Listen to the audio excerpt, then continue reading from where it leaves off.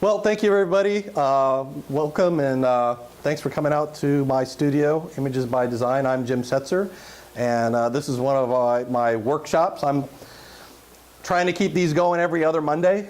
Seems to me Monday is a pretty good day for these things, and I adjusted the time this time out to help folks out that had a hard time getting through rush hour traffic. So sorry for a little bit of confusion on the starting time tonight, but I think we're going to try to lock into this unless we hear other folks saying that they're struggling with this. I'm really pretty flexible. So tonight's topic, and it's not really even a workshop, right? It's not a seminar, it's not a workshop. I'm not like some super expert and I'm going to be imparting some great knowledge from Mount Olympus or anything. We all have experience with cameras. I'm sure half the people in here have already done autofocus calibrations before. So bring your experiences if you've done it. Say, what worked for you, what didn't. My experience might be different than yours. So please, make this more of an interactive discussion. I don't want to just sit here and just, regurgitate stuff for an hour. So please do. I threw up an agenda, for lack of a better word, just so I can remember the kinds of things I want to talk about. I like starting with welcomes and introductions. Some of you have been through a couple of these workshops, so know you well, but other people here have not. So we'll go around the room and do some quick introductions.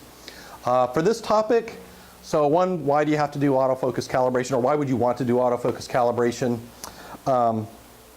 How to set it up, what special tools you might need. Then we're going to calibrate this prime lens on this D500 body, and we'll talk about the special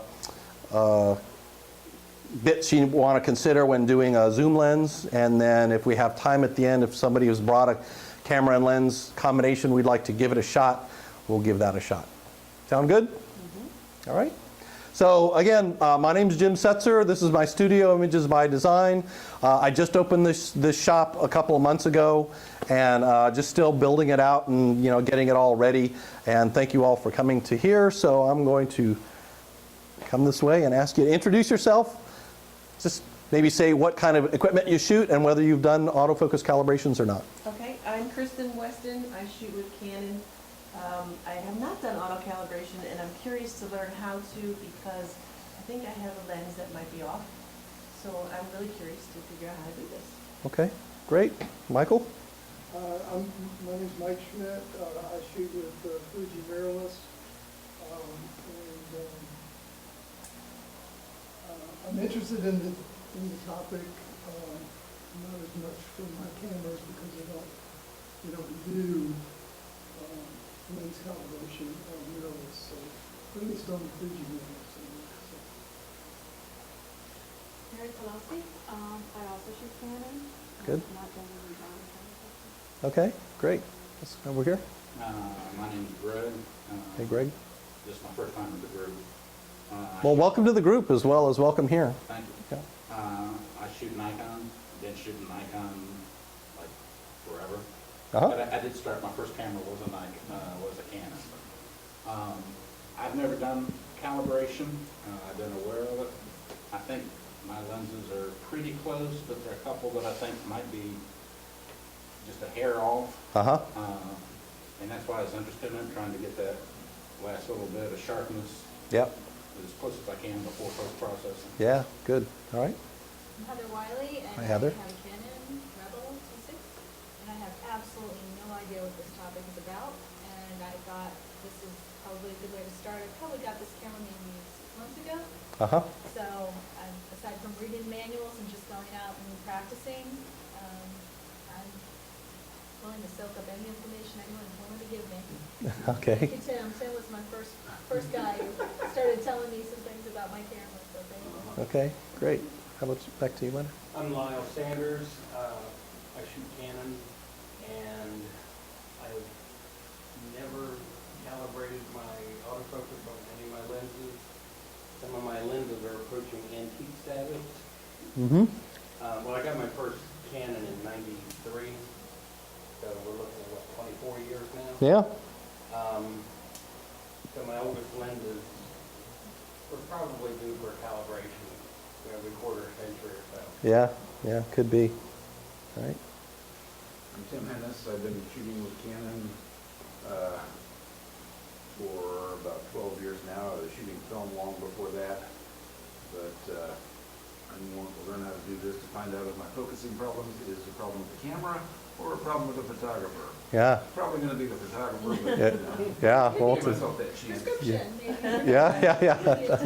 That little diopter thing right there might be your problem. All right, go ahead. I'm Judy, and Tim invited me tonight Great.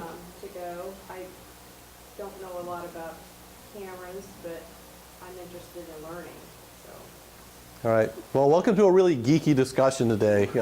Some of these workshops are very more on the creative side and that kind of stuff, but this one, I just used a poll on Facebook to determine what the next topic is. This is by no means a formal photography course, and I'll recommend some at the end of this workshop that you really should go to if you're interested in really truly getting a comprehensive, better knowledge of cameras and photography in general. This is just, hey, let's get together and talk about some topic. And it's very, very laid back, and it could be technical one time and more artistic another time and whatever. So you know, these are just for me to, you know, invite people to the studio and hang out a little bit. So great. I'm Michael Lemke. I shoot Nikon. I have been shooting Nikon for a while.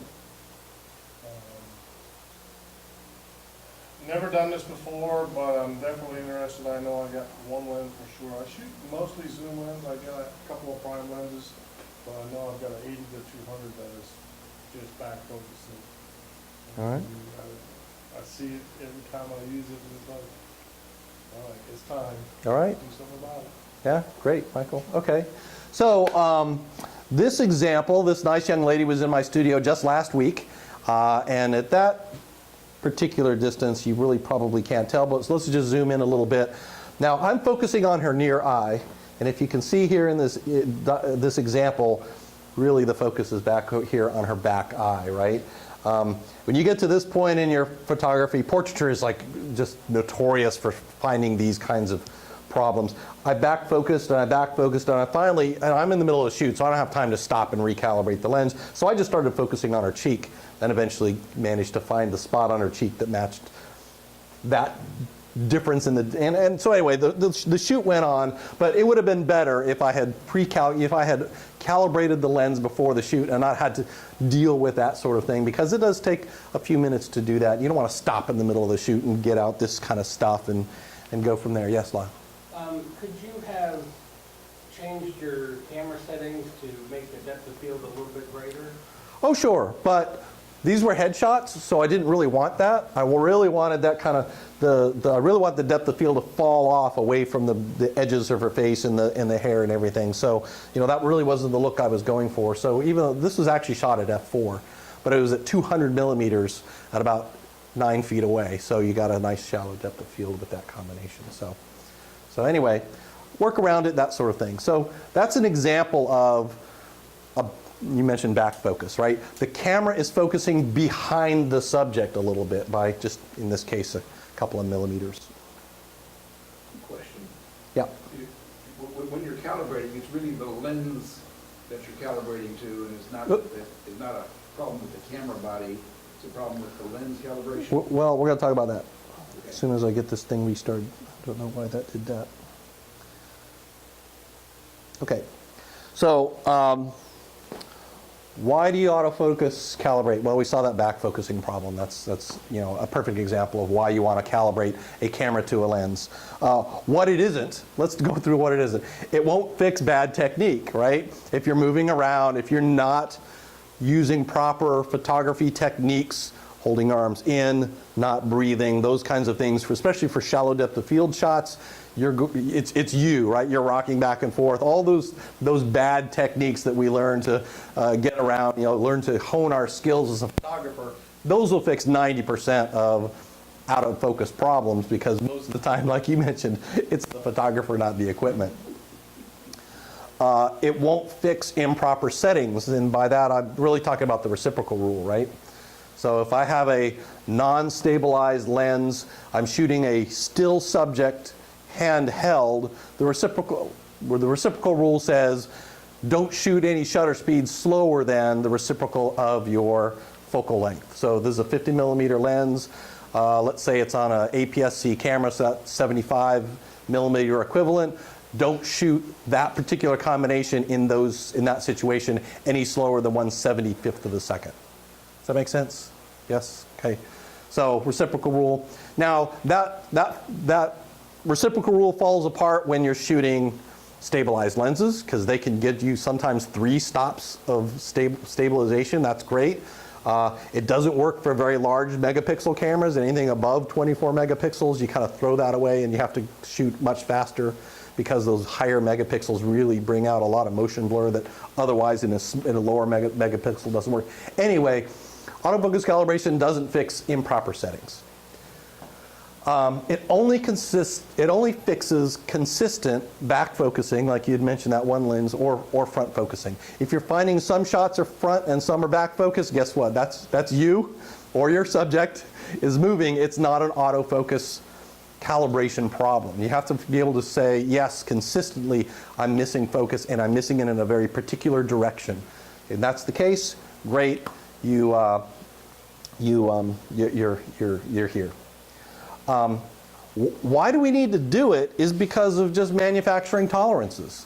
So everything manufactured on the planet has a set of parameters that it's designed to be within some range of things. You know, when you get your car from the dealership, it's got a mile-per-hour range that's, you know, considered within the spec. Your wheels are aligned within, your cambers within a couple of tenths of a degree of whatever, and toe in and all that kind of stuff. So everything manufactured is within a set of tolerances.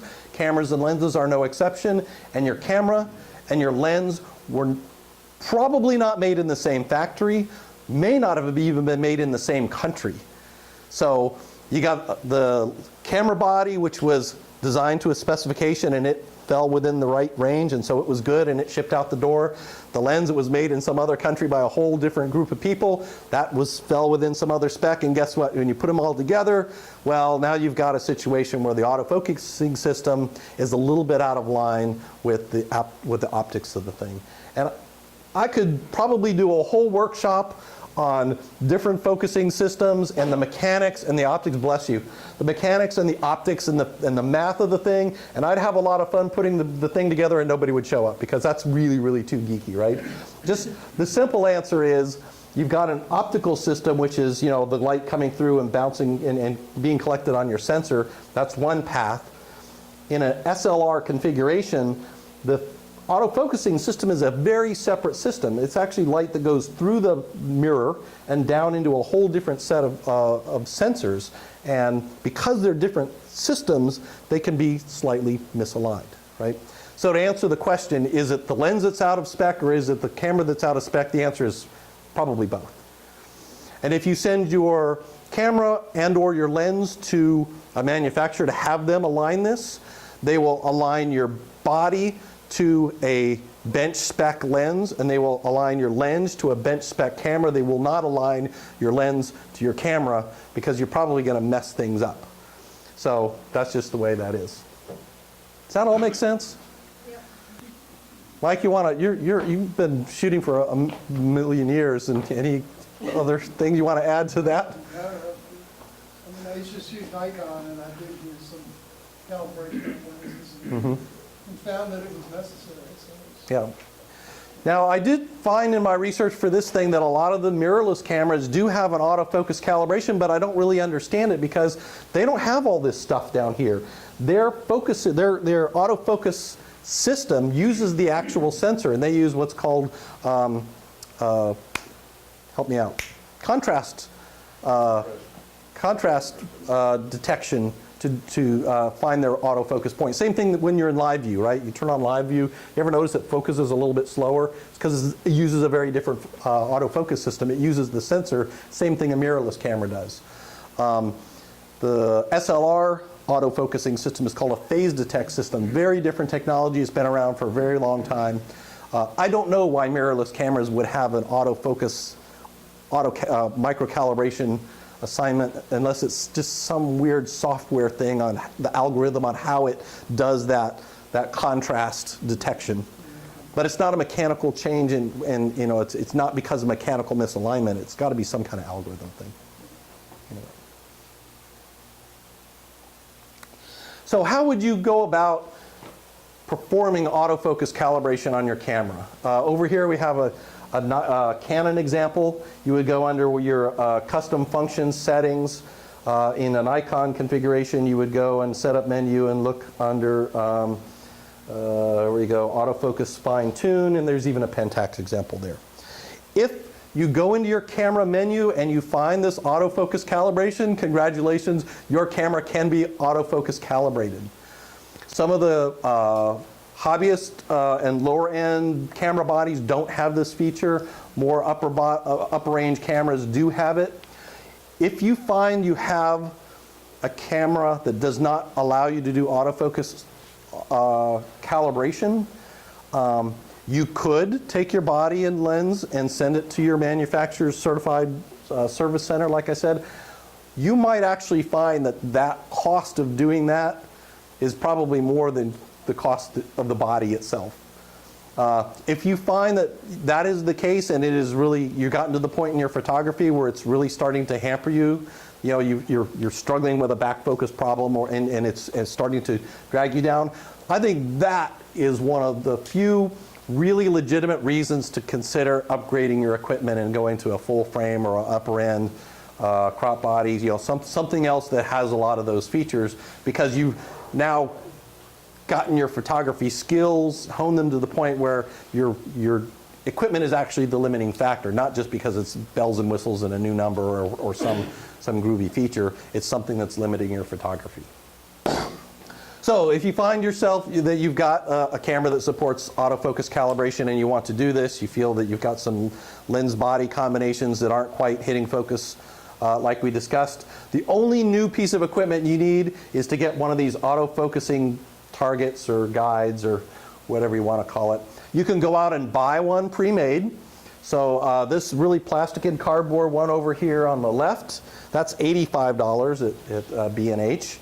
If you don't want to spend that kind of money, there's this little focus pyramid. That's another example. That one's only $25, but I don't like the fact that the focusing plane is a diagonal along with the ruler. Or you can just be cheap like me, go grab this template off the internet and get some foam core and some glue and some paper clips and build your own. First time out, I'd kind of highly recommend that. You're going to get, it's 90% as good as a really expensive one. This one's getting a little long in the tooth. It's starting to bubble up and stuff, and so I probably need to print off a new one and recreate this, but it seems to work for me. Like I said, it'll cost you some foam core, a piece of photo paper, a little bit of inkjet, some glue, and a paper clip. So, and about an hour to put it all together. It's really pretty easy. Okay, so here you got a camera, you got a lens, you've got your target, and now you got to set it all up. And this is really probably the only really hard part about it, although once you've done it once, it's pretty simple. You want your camera to be stable and you want it to not move, so obviously putting on a tripod is a very good idea. None of these are an absolute requirement. You could do this handheld across the room if you really felt like it, but I like to, when I'm doing something like this, I really want to dial it into the absolute, single digit that's going to do the most good. I might as well take some time and set things up. These autofocus calibration numbers tend to converge right around the 50 times the focal length point for wide angle lenses. So for example, a 50 millimeter lens, full frame body, 50 times 50 would give me 2.5 meters. Now obviously this is not 2.5 meters. I moved it forward a little bit so we didn't all have to stand in the other room for this demo. Plus you can see the target a little bit better. When you get out to more telephoto lenses, 200 millimeters, you don't have to go 50 times, you can do 20 times, and that's about 6 meters. You get to a 600 millimeter super tele on a APS-C body, and you're going to have to do that outside because few of us have a corridor in our house long enough to do, what is that, 12 meters? But you need the distance to make sure that the autofocus alignment numbers all kind of converge and you can get a consistent reading.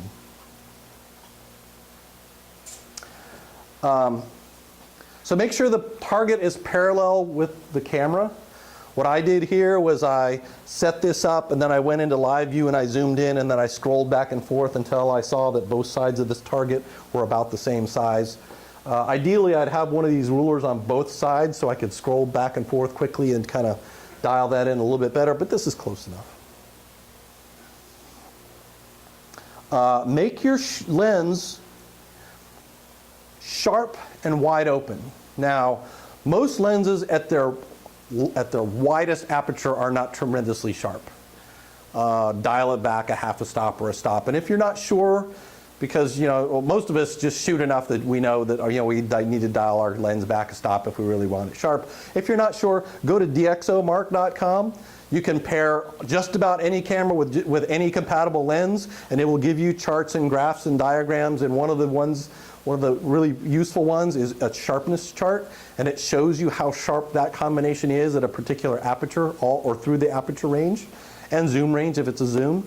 So you can get a really good idea exactly how your lens camera is going to behave. That's a great tool for this. It's also a great tool if you're thinking about buying a new lens for your camera or even a new camera body. You get a really good idea of how those things are going to perform because their benchmarks, their bench tests are really, really nice and accurate. Make sure you got plenty of light on the target. We've got enough light here. You don't want it so that the autofocus system is hunting for the target because you're not going to get an accurate autofocus lock. If I needed to, I'd bring in a little bit extra light and some hot lights, but it's warm enough in here already. Select the single autofocus point in the center of your sensor. That's going to be your most accurate autofocus point anyway. And that's where your lens is, that's where the glass is the sharpest anyway. And line that autofocus point up with the center of the camera. So it sounds like a lot of setup. Like again, none of those steps are absolutely necessary, but once you've done it one time, you just run through it. It's pretty easy, right? So if I'm going to come in here and turn that on and go to live view. So for the most part, there we are. Right? I'm level. I know that's level. I put a little spirit level on that earlier. It zoomed in. Oh, by the way, I don't even have an SD card in here. You don't need an SD card to do this. You can take these test shots and walk it over to computer and pixel peep it if you want. I find I get no different results than just zooming in on the preview on the LCD display. I can see enough of the difference that I can make that all work. Any questions on the setup? Does it seem hard? Seems like a lot of steps, but again, once you've done it. Yeah. You're using the prime here. If you're going to try and do a zoom, I know you're going to get into that. Yeah. But if it's like a 70 to 200, to get your distance and everything, are you going to use the 70 or are you going to use the 200? Or? Yeah, we'll talk about that in the next slide. Yep. You're a great straight man. All right. So next is the actual act of doing the test, right? Everything's set up and go. All it is basically making sure, again, turn off live view, right? You don't want to use the sensor autofocusing system. You want to make sure you're using the phase detect autofocusing system on the bottom. So you don't want your live view on. You can look through the viewfinder if you want, just to confirm that you're in the middle of the target. Do everything you can to stabilize your camera. So I've got it in mirror up mode, so I can put the mirror up and wait for that vibration to die down. If I were doing this for real, I would have a remote wireless trigger and use that. I don't want to put any more vibration into this than necessary. The less vibration, the easier it's going to be for you to see those slight variances between the input and the output, and you take your shot. And you get a picture of that. And now what you do is you zoom all the way in, all the way in, all the way in. And then you come over here to this kind of target guide. And this is basically a ruler set at about a 45-degree angle. So it's going to show your depth of field a little bit better, right? And what I see when I look at this is that it's perfectly aligned. I bet. I think I'm still set up for my test. I am. Okay, let me just fake this a little bit. Put this back and turn autofocus fine tune off off menu. Okay, let's do that again. Mirror up. Pretend I did that with a remote shutter. There's my shot. Zoom in. Come on over here. And now I look at this ruler here and I say, oh, look at that.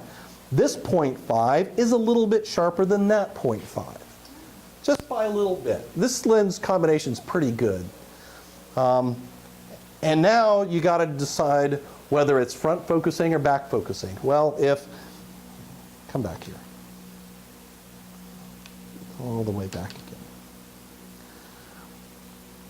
All right, so this one above is a little sharper. That one's further back, so it's back focusing a little bit, right? I'm focusing behind my subject. I really want to bring that focus forward a little bit. And so, you remember those menus we saw on the previous slide? In this particular camera, it's here. I go into my setup, which is wrench in Nikon. Autofocus fine tune. I click on that, and I say, well, first I want to turn the autofocus fine tune feature on. And then I've got a couple of options. One is default, and I would only select that if all my lenses were back focusing the same amount. In other words, I'm only going to apply this to the camera, and I'm going to apply it across all lenses. But more than likely, one lens is going to be autofocused, or going to be front focusing, one might be dead on, another might be back. So you really want to use these individual values. So remember I said it back focused? So back focused, so it was plus. So I want to dial it back a little bit. I'm going to dial it back about 5. And I only know 5 because that's where it was. You may there's no correlation between these numbers here and the numbers in your camera. This is a trial and error process at this point, right? So I knew that was that. Let's go back. Let's take another test shot. And dial all the way in. And now those 0.5s are pretty close. Maybe it's 0.6. I don't know. I'd have to go back and play with it a little bit. But that's the whole process. That's it. Your camera can store a number of those configurations, and it reads the chip in the lens to know how to change this autofocus correlation to match that lens whenever you put it on your camera. All right, we'll get to yours in a minute. Let me go back in there so you can see that. So here's a list of the different lenses. I have calibration settings for this particular one. If I go in there, I can see exactly how forward or back I set the autofocus calibration for those particular lenses. Now, did you set that up, key in those things itself, or did the camera read it and say, okay, I know this is your 50, Yeah. I know this is your 80? Yeah, if the lens has a chip, the camera will read that information. You don't have to type anything in. Right? So when you set it, then it's going to store those settings for that lens. Exactly. Yeah, so it read all these particular lenses and stuck them in there. I have found a couple of third-party lenses. The camera thinks they're the same lens, so I've had to kind of work around that a little bit. But if it's a brand lens with the same brand body, you don't have a problem. If some cameras, if you have a non-CPU lens, you can come in here and manually select one of the open slots and tell it what the lens is. But you're going to have to, when you put that lens on, you're going to have to go into this menu and remember to select that one, because there's nothing in the lens that can tell the camera which lens to select. Right? So each time you tell them what lens is on it. Exactly.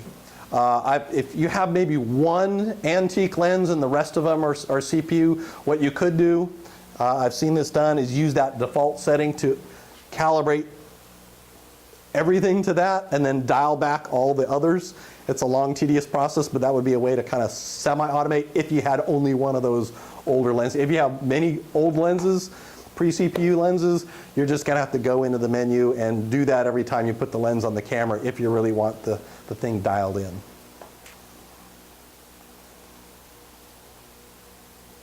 Make sense? Okay, so that's a prime lens. That's really easy.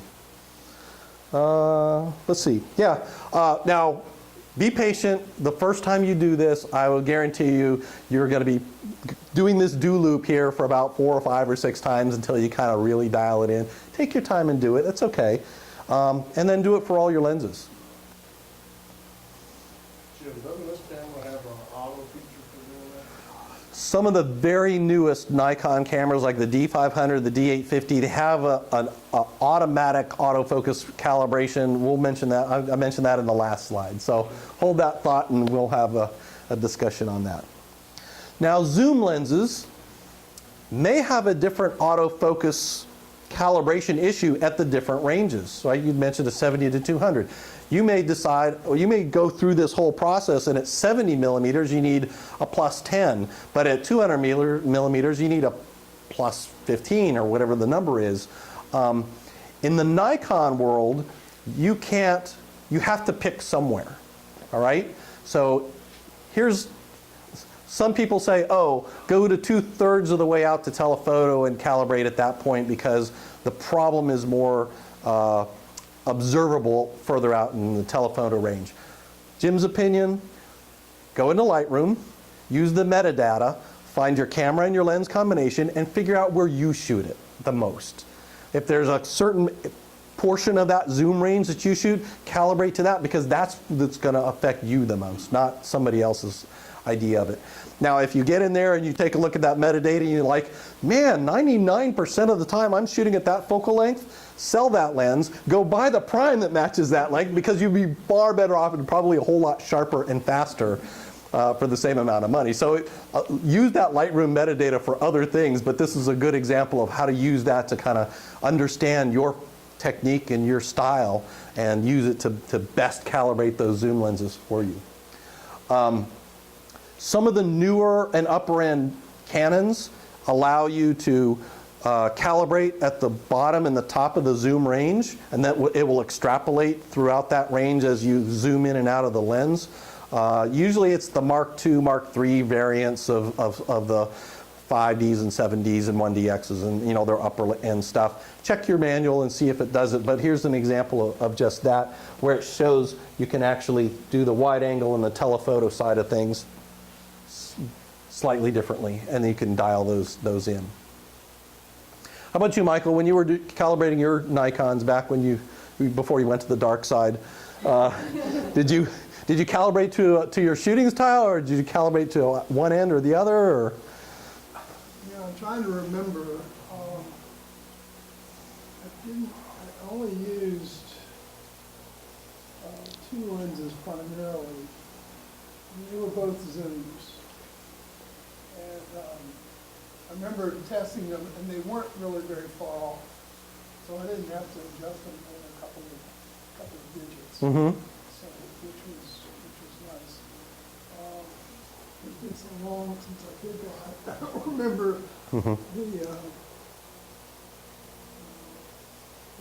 having any difficulty doing it. It was a trial and error. Yeah. As I say, I just set the camera on a tripod, take the picture, and zoom in, see what it's doing. Right. And make an adjustment, do it again. Mm-hmm. So while prime lenses have less autofocus calibration needs, or like you said, typically in the single digits to calibrate those, when you're using those primes, especially the fast primes, that's when you really want that shallow depth of field, and that's where you're really going to need it because you want to nail focus on the near eye. You want to get that bird in flight. You want to, whatever those things are. I find that the super zooms, like a 28 to 300, are a mess, and they need, you know, up to whatever the range is on your camera, sometimes 20, you know, to get to a really good autofocus correlation. But those lenses are typically soft anyway, so you're really not going to see that difference as much because, you know, they're 3.5 to 5.6 or some other kind of aperture. So they're generally softer lenses, and there's a lot of glass in there, right? There's a lot of moving glass in a super zoom. So they're typically not that sharp a lens anyway. So. Well, you should take the soft focus filter off the end before you do this, right? Yeah, yeah, right. Yeah. So if you're looking at a better quality zoom versus, like I said, 2300 is a super zoom. It's not a super sharp lens. you would expect a 70 to 200, 280 to be much sharper. Absolutely. But it could still be off. Oh, yeah, sure. Generally more, they lend themselves to a professional, and the tolerances are going to be narrower, or they're going to be sharper, or not necessarily. Yeah, again, when they do the tolerance for the camera body, they don't know what lens they're going to put on it, right? Right. So, you know, the camera body itself, the autofocus adjustments at the factory may be right toward the edge of the tolerance scale, and then any lens you put on there is going to have, you know, a forward or back focusing problem, and then that's not the fault of the lens. Right. So you just have to, every case is, I think, a little unique. You're going to get good copies, you're going to get bad copies. Right. If it's really bad and you got to dial all the way to 20 and it's still a little bit off, send that lens back. I mean, All right. you know, pros send copies of lenses back all the time. Sometimes they'll go through 3 and 4 copies before they accept one. That's why you always want to work with reputable dealers like a B&H or Adorama. Amazon's actually pretty good about that when you let them know that it's a, you know, it's a calibration problem. So, yep. Last slide, just some other thoughts I had on this topic. You had mentioned this automatic autofocus systems. Some of the very newest Nikons have this feature. I think the dual pixel focusing Canons have this feature, if I'm not mistaken. I have no experience with those. I don't have any new camera bodies like that. I have seen positive and negative reviews on it, but I think it's still too early to tell, because a lot of times these early YouTube reviewers, they're sensationalists and they try to nitpick new technologies apart. It doesn't make sense to me that Nikon, the company that they are, would promote a feature that was as flawed as some of those claim to be. But again, it's the first generation of any new technology, so maybe it's not perfect. I brought it up here just because it's a topic that's out there, but I really have no experience with it. And if anybody's got one of those cameras and want to share, feel free. We already talked about what you do with older non-CPU, non-chip lenses. Used to work with them. I've got some old D, like a 50 millimeter 1.8 D lens, and that obviously doesn't have a chip in it. But I ran it through the calibration, and it was close enough I didn't worry about it. So. If I had one that I really truly loved, I would do what I mentioned before. I would calibrate the default to that lens, and then I would back calibrate all the lenses to compensate for that. Make it all work. How often should you recalibrate? Well, obviously anytime you get a new body or a new lens, you want to make sure that the calibration is done. If you bump or drop a lens or a body, you want to go back and recalibrate, or at least re-inspect it. It may not need a recalibration, but just go back in and rerun this test, see how it goes. You'd hate to be in the middle of a shoot, especially a paid customer shoot, and run into the situation I ran into last week. I got to stop and slow down my process to compensate for something that I see. Right? You don't want that to happen. So doing this test in your spare time is really great. If your camera body is exposed to extreme heat or cold, that expansion contraction process can sometimes take things out of calibration. And I recalibrate every 6 months just to do it. And I don't find I need to tweak more than 1 or 2 numbers here and there. Sometimes not at all, but it's something that I do.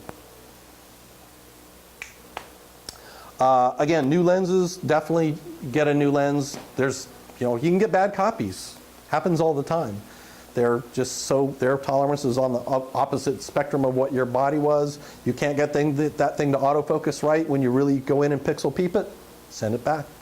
Get it done while it's still under warranty, while you still got things going. Don't wait until you've had the thing sitting in your bag for 6 months.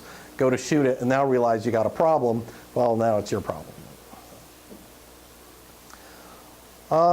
Okay, other ideas, thoughts, or comments? Yes, ma'am. One question. How do these guys, like for National Geographic or any of those professional photographers, do this stuff? I mean, as far as calibration and, super, close and back, and how do they do this? Do they calibrate all this stuff, or? Yeah, those guys are calibrating their equipment all the time. They're out in the field, they're beating their stuff. They're really rough on equipment, especially wildlife photographers, many landscape photographers. They're photojournalists. They're in environments where their stuff is just getting tortured all the time. They're around too. I mean, these guys. Yeah. Yeah. They run and they all the riots and stuff. They're Yep. all the time. Yeah. A lot of the photojournalism stuff, though, the super sharp focus is not that important. Actually getting the thing is important. And Yeah. there's a lot of photos that have won awards for the photojournalism aspect of, seeing the guy coming across the Berlin Wall back when that used to exist. Right. Yeah. Right. And it wasn't for his technical expertise of getting just the perfect focusing and Right. exposure and everything. Mhm. But that same photo, if he was to put it in as artwork, people would go, oh, it's mediocre. But it won an award, but it Right. was an award for something else. Right. So it's really what you're shooting is going to determine what's the most important aspect. Is it focus Sure. or is it clicking at the right time and then pointing that in the right direction? Right. So wildlife, even the guys that carry around these, monstrous 900 millimeter lenses and stuff, they're still cropping in quite a bit. So sharpness is really, really important because they're only using the, sometimes the inner quarter of the frame, and so they need every pixel to be as sharp as absolutely possible. You're right. Photojournalists, sports, sharpness is not going to make or break the photo, and we forgive a lot of the technical nuances on those things because it's not the important part. But if you're shooting for a magazine, people are going to be up close and looking at it. You really need all that detail. And so those guys are probably calibrating all the time. Well, if you're running, to catch a picture, you just, that's what is curious to me. If you're running, hauling ass and you've got to get a picture, it's like you must have to, redo it after you're done, You just have to take 10,000 pictures. Yeah. 3 of them come out really good. Well, That happened with me with the acetate horses. I ran for like 4 hours chasing those horses all around. yeah.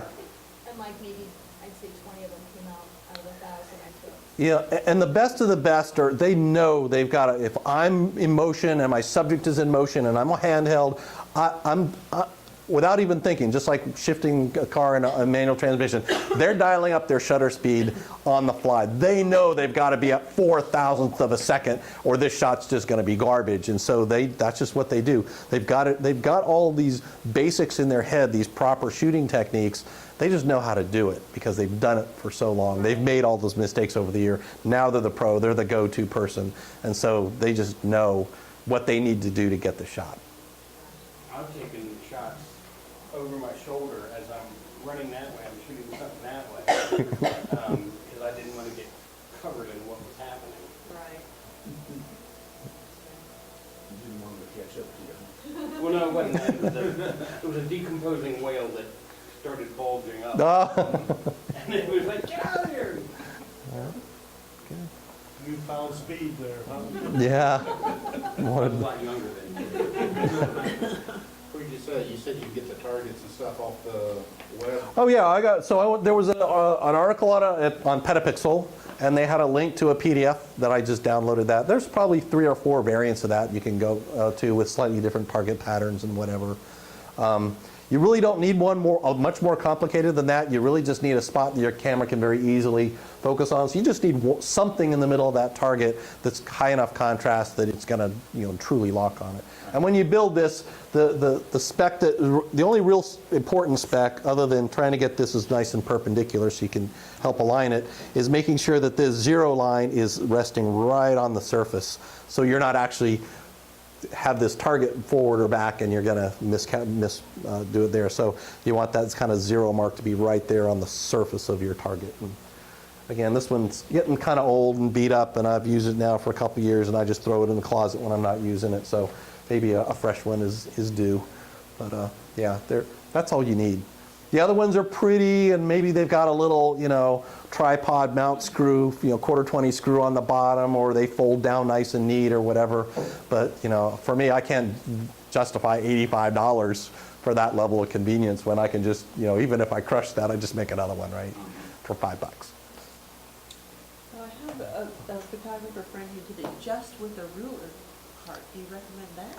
Have you heard of that? Yeah, the problem with that is the place you're focusing on is also at an angle. So some autofocusing systems have a hard time focusing properly on something that's not in a perpendicular or a parallel plane with the sensor. So I really want to make sure that the camera has no ambiguity, no doubt that it's focusing on that surface right there and this is the plane of focus. Sometimes when you're trying to shoot at something that's not parallel with the sensor, it may hunt a little bit, it may float up or down a little bit, and I don't want that to be the problem. Okay. So if it's at an angle, you're not sure what the camera thinks it's focusing on necessarily. right. Whereas with this one, you know what it's focusing on. Yep. Gotcha. So that's why I didn't like that pyramid-shaped one, because your target was at an angle, but you know. Anything else? No, sir. Great. Well, that's it. It's really, again, it seems kind of maybe complicated at first, but do it once and it's really pretty easy. And now I need to go, since I got it set up, I guess I have to go back through all my lenses again and recalibrate them.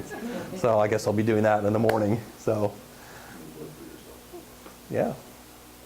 Great. Do they have similar, I've never seen this before, do they have similar setups where you can actually check the sharpness of your lens from edge to edge?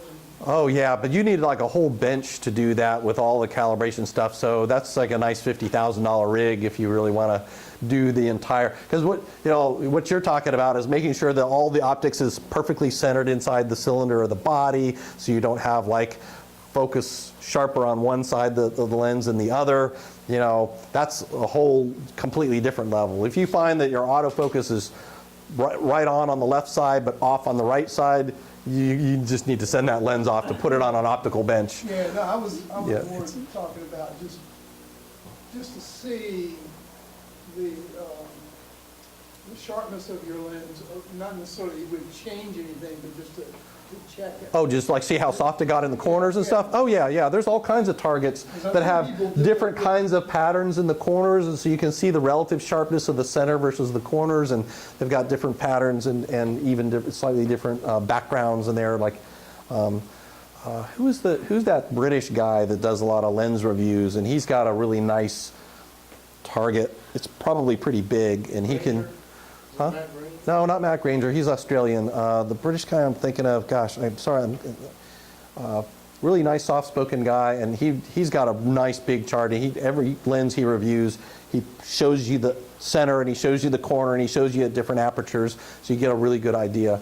But to tell you the truth, I prefer DxOMark because they'll give me a graph, and they'll show me exactly how sharp the center versus the corners might be, what the vignetting is, what the barrel distortion is, what the chromatic apparition is at the center. All those things are all kind of driven in charts, and they're color charts, and so it's pretty easy to visualize. Oh, at f/16, this thing's really soft on the edges. Go figure.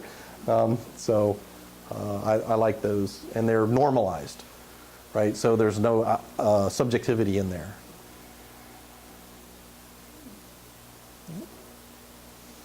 All right, great.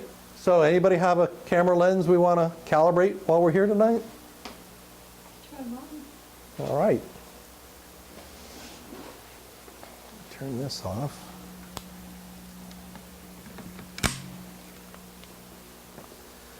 What kind of camera do we have? Yes. Okay, great. And what's your lens? Is the camera, it's 28 to 75? Great. 75.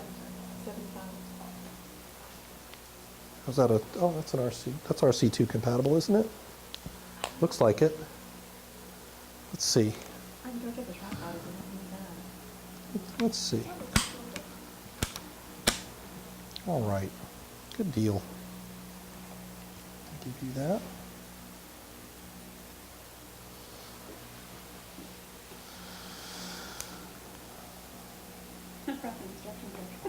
Oh, I always bring mine. I just brought mine 6 months ago, so All right, come on up. I'm reading that sucker. I started putting mine on All right, so start in, put it in live view so we can line it up with the target. Sometimes I'm in places where there's All right, so I want you to, Back focus, if you do that, is that right there. all right, so you're going to want to just put that live view focus on the center, just to give you a reference. Is that the center? Or is it on that cross line? Well, the white box should be the center. 1, 2, 3, 4, 5, 6. I think you need to be in the center of that line. Is that where you want it? Okay. All right. Now we're going to see if we can get that as close to the center of that as possible. Go in your menu.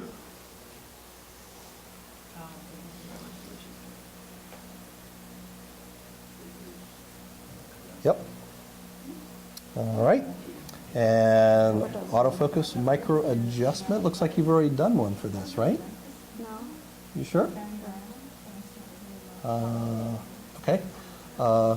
So adjust by lens. Scroll down there, or select number 2 there. So to get that video, you can't do calibration like you said. Right.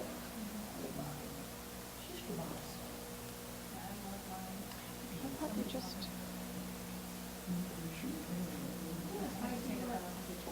One more? Nope. You don't want to do the same amount because that'll adjust every lens exactly the same. We're going to calibrate just this one lens. So pick that. All right, that's good. All right, so we are at the menu area where we want to shoot this. So go ahead and take a test shot. But I didn't find that menu. Zoom all the way in.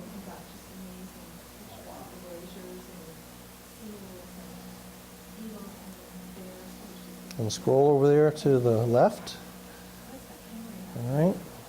And how does that look? Does one of those ones look sharper than another? I think the top is sharper. You think the top is a little bit sharper? So what would that be? Back focused, yeah. Just I think ever so slightly. I think you're right. All right. So now go back in your menu.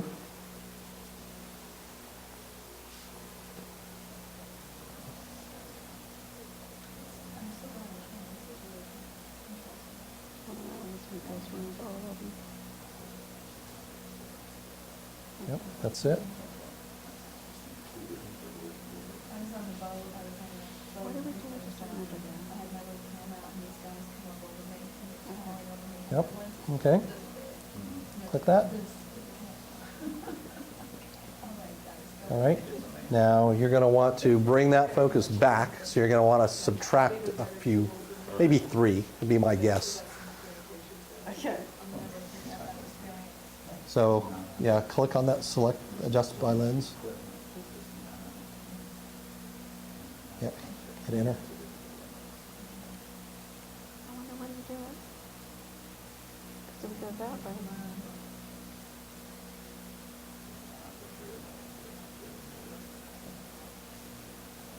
Any guesses?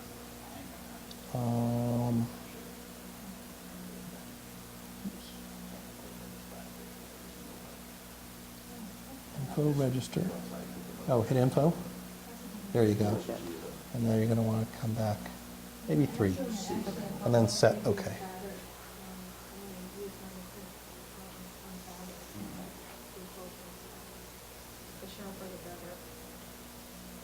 All right, take another test shot, zoom in and see if that's fixed it for you.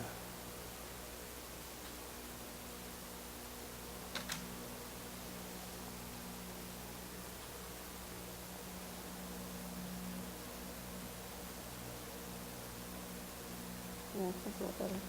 Yeah, those look pretty close to me. There you go. How much was it off by? It was back focusing 3 on her camera. Again, those are unitless values. They don't really mean anything. You could tie to microns or millimeters. It's just different cameras have different ranges that they can adjust to, and you just kind of, again, that's that whole wash, rinse, repeat kind of process you got to go through until it gets just right. What did she use? Got that? Oh, here. What focal length was she? Maybe a 25 or? Was it 25, 70, 28? 28 to 70? So you were setting 28. Yeah. So did you want to do it again at 70 and see if it's different? I guess the perfect thing would be if you have a zoom and it's off just a little bit, that it's off the same amount through the whole range. That would be nice. Yeah. Murphy's Law says the same It's not thing. going to. All right, it's all you. You did it once, you can do it again. You taking Yep. bets on that?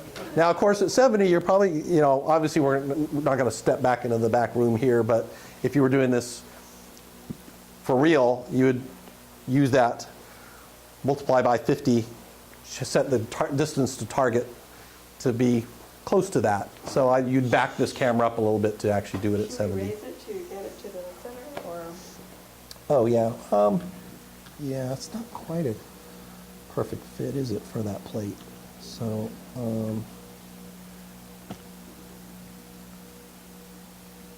that's pretty good. Yeah, okay.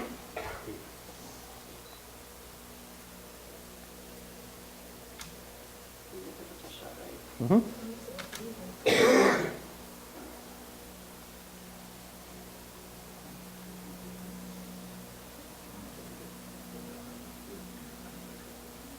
That's the reverse. Yeah. Yeah, definitely. You can see that's now very back focused or front focused by quite a lot, actually. So now, and yours is not a body that you can do both values and interpolate. So what you're going to have to do is go back and figure out where you shoot this lens and calibrate at that point, Okay. right? That's a better slider. Should we draw it at 50 and see what it? Sure. Is that curiosity? Yeah.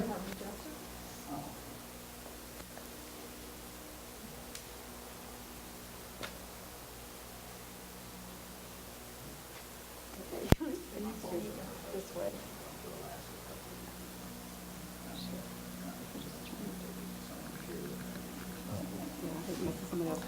That's okay. It's not that critical, so because we're not really doing this for real, but that's close enough.